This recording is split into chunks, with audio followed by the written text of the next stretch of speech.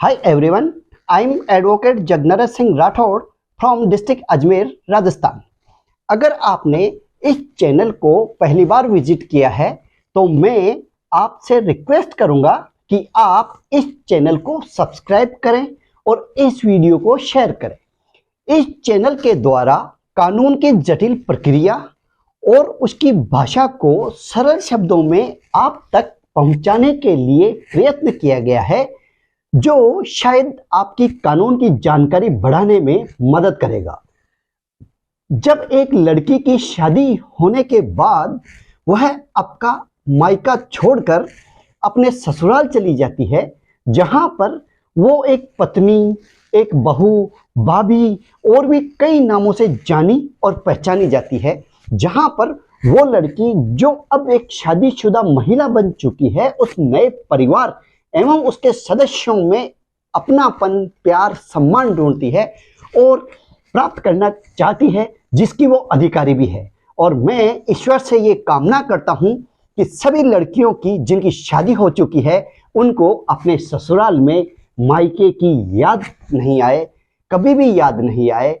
ऐसा प्यार, ऐसा मान सम्मान सबको मिले, परंतु उनमें से दुर्भाग्यवश कुछ ऐसी लड़कियां होती है जिनको वो प्यार, सम्मान, आदर नहीं मिल पाता है, जिसको वो प्राप्त करने की अधिकारी होती है, जहां पर उसको तिरस्कार के अलावा कुछ नहीं मिलता एवं उसको शारीरिक एवं मानसिक रूप से हैरान और परेशान किया जाता है।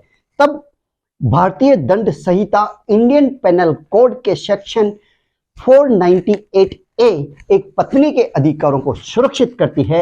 यह धारा पति और उसके रिश्तेदारों को एक महिला के प्रति क्रूरता करने से रोकती है। भारतीय महिलाओं के लिए ससुराल एक पिंजरे के रूप में परिवर्तित हो गया है, जहां पर माना जाने लगा है कि एक महिला चारों ओर से शत्रुओं के बीच में है। ससुराल में महिलाओं को पीड़ित किए जाने की घटनाएं दिनों दिन बढ़ती जा रही है।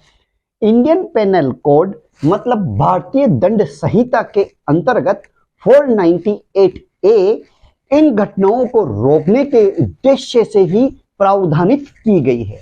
धारा 498A के अंतर्गत क्रूरती क्या होती है तथा धारा 498A IPC की क्या परिभाषा है, इसके बारे में मैंने अपने पूर्व के वीडियो में कंप्लीट डिटेल से समझाया हुआ है।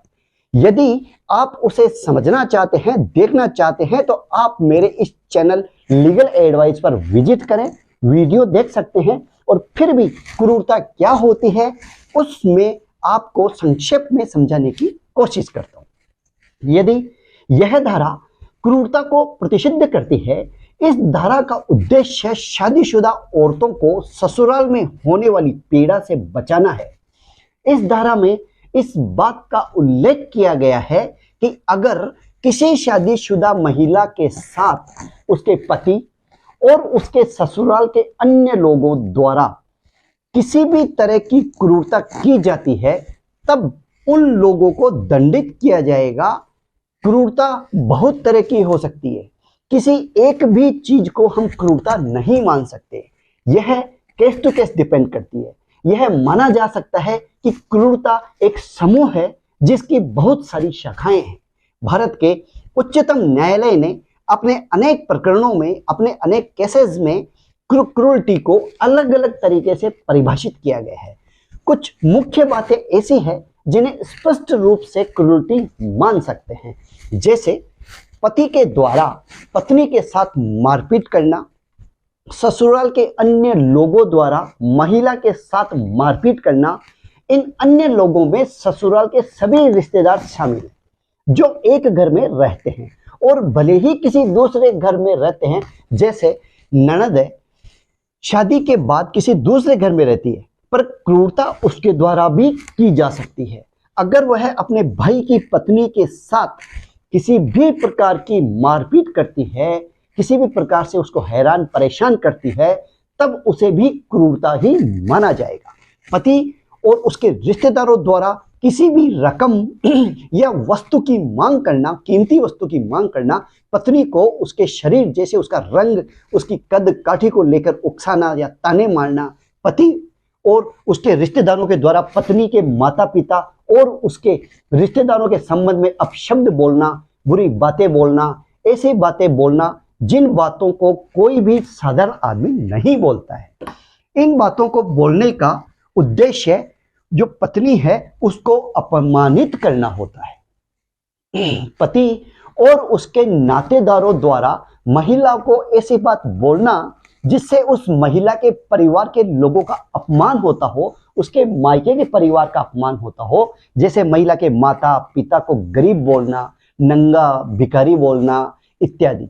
खाना बनाने के संबंध में भी कोई ऐसी बात बोलना जिससे पत्नी अपमानित होती है, जैसे कहना कि इसे खाना बनाना नहीं आता है।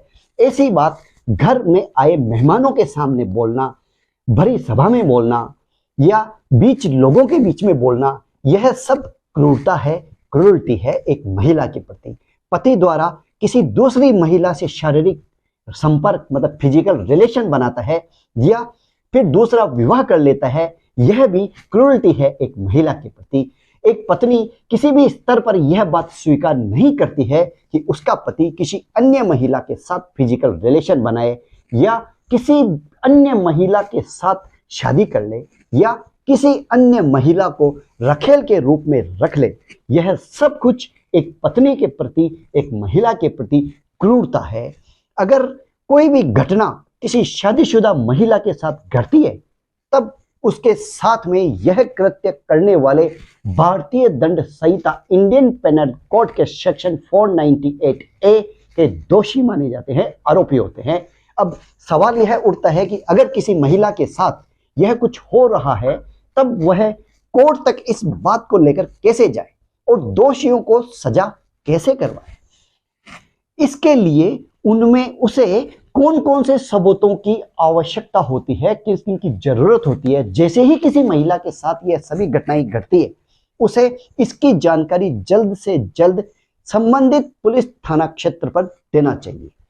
यह जानकारी वह उस पुलिस थाना क्षेत्र पर दे सकती है जहां पर उसका ससुराल है या फिर उस जगह पर दे सकती है जहां पर उसका मायका है या फिर वह उस समय जहां वे रह रही हो वहां के पुलिस थाने में भी इसकी जानकारी दे सकती है। तथा पुलिस अधिकारी का यह कर्तव्य है, यह ड्यूटी है कि वह उस महिला की शिकायत पर संज्ञान लेकर उसकी जांच करे और आरोपियों के खिलाफ एफआईआर दर्ज करे, प्रथम सूचना रिपोर्ट दर्ज करे।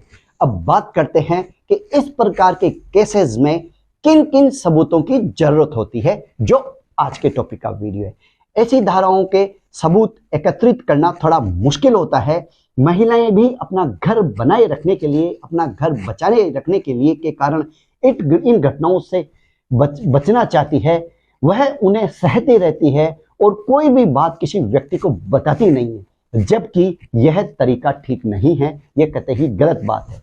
अगर किसी महिला के साथ इस तरह की घटनाएं जो अभी मैंने ऊपर बताई है वो हो रही है, तब उसे फौरन अपनी जानकारी अपने आसपास के लोगों को देनी चाहिए, अपने माता पिता को देनी चाहिए, साथ ही उन लोगों को भी देनी चाहिए जो लोग उसे और उसके ससुराल के लोगों को जानते हैं, परिचित हैं, पहचान के हैं।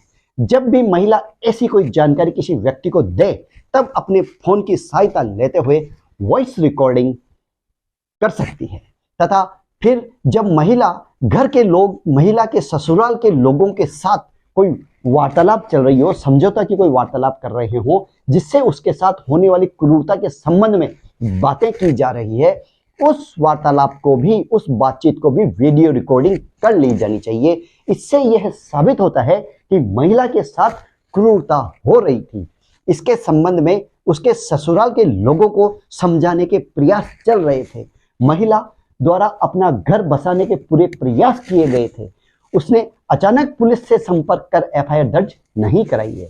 अगर महिला के साथ कोई मारपीट की जाती है और ऐसी मारपीट गंभीर हो जाती है, ज्यादा मारपीट की जाती है, जैसे हाथ या पैर तोड़ दिया जाए या फिर कहीं कोई खून निकल आए या कोई नाखूनों के निशान हो, नोचने के निशान हो, तब उसे ऐसी मारपीट के फौरन बाद पुलिस से संपर्क करना चाहिए तथा अपनी मेडिकल रिपोर्ट तैयार करवाना चाहिए, जिससे डॉक्टर इस बात की पुष्टि कर सके कि उसके शरीर पर किसी प्रकार के घाव का निशान थे। यह मेडिकल रिपोर्ट मारपीट का उल्लेख करती है और प्रमाणित करती है, और इससे यह बात भी साबित होती है कि महिला के साथ मारपीट के जरिए क्रूरता की जा रही है। जब कभी महिला के साथ कोई ऐसी बात की जाए जिससे उसका अपमान हो, उस बात को भी उसे रिकॉर्ड कर लेना चाहिए, चाहे इसी बात का व्हाट्सएप के तरीके से भी किया जाए, फिर अन्य लोगों के सामने की जाए, तब उसकी वीडियो रिकॉर्डिंग बना ली जानी चाहिए। महिला के साथ होने वाली क्रूरता की जानकारी उसे समय समय पर लोगों को देनी चाहिए। ऐसी जानकारी अनजान लोगों को नहीं, बल्कि उन लोगों को देनी चाहिए जो उसके हितैषी हैं, जो उसके पहचान के हैं, जैसे उसके माता पिता, उसके भाई बहन इत्यादि, या कोई परिचित व्यक्ति। इन लोगों को दी जाने वाली जानकारी से इन्हें केस में गवाह बनाया जा सकता है, तथा परिवार के सदस्यों के अलावा अन्य परिचित व्यक्तियों को भी घटना की जानकारी देनी चाहिए जो विश्वसनीय हो, तथा उनको भी आपके केस में गवाह बनाया जाना चाहिए। तथा पुलिस इन्वेस्टिगेशन में आप अपने जितने भी विश्वसनीय गवाह दे सकते हैं उतने देने चाहिए, जिससे इन गवाहों द्वारा न्यायालय में दिए गए बयानों के आधार पर आपका केस मजबूत हो सके। इन लोगों की गवाही पर आरोपियों को दोषी किया जा सकता है। जिन लोगों ने आपके खिलाफ क्रूरता की है उनको सजा दिलवाई जा सकती है और उन्हें सजा हो जाती है। जैसे जब कभी महिला को ताने दिए जाए, उसे दहेज कम लाने के बारे में बोला जाए, उसके रंग रूप के बारे में बोला जाए, उसकी कद काठी के बारे में बोला जाए, उसकी जाति के संबंध के बारे में बोला जाए, उसके माता पिता के संबंध में बोला जाए और उसके भाई बहन के संबंधों के बारे में बोला जाए, कोई भी ऐसी बात बोली जाए जिससे उसका और उसके परिवार का अपमान होता हो, उसके दिल को यह बात बुरी लगी हो, यह बातें महिला को अपने माता पिता, अपने भाई बहन को बतानी चाहिए, अपने परिचित को बतानी चाहिए, और मुकदमे में इन सभी को गवाह बनाया जाना चाहिए जो इस बात की पुष्टि करे कि उन्हें बात बताई गई थी। जहां तक हो सके ऐसी बात फोन कॉल के माध्यम से भी बताई जानी चाहिए, और जो फोन कॉल के माध्यम से बात बताई जा रही है उसकी वॉइस रिकॉर्डिंग की जा सके, जिससे यह साबित हो कि वाकई में महिला के साथ किसी प्रकार की कोई शारीरिक, मानसिक या अन्य किसी भी प्रकार से कोई क्रूरटी की गई है, अत्याचार किया गया है। अगर महिला के साथ इन सभी बातों की पुष्टि गवाह जो पुलिस के समक्ष करते हैं, पुलिस के सामने जो अपने बयान देते हैं, और वो पुलिस के साथ अदालत में यह लोग वैसे ही बयान दे देते हैं जैसे उन्होंने पुलिस थाने में अपने बयान दिए थे, तब 100% आरोपियों को दोषी ठहराया जा सकता है, क्योंकि मामलों में सबूत मिल जाते हैं। इस तरीके से कुछ मौखिक साक्ष्य और कुछ दस्तावेजी साक्ष्य के माध्यम से महिला के प्रति होने वाली क्रूरता को साबित किया जा सकता है।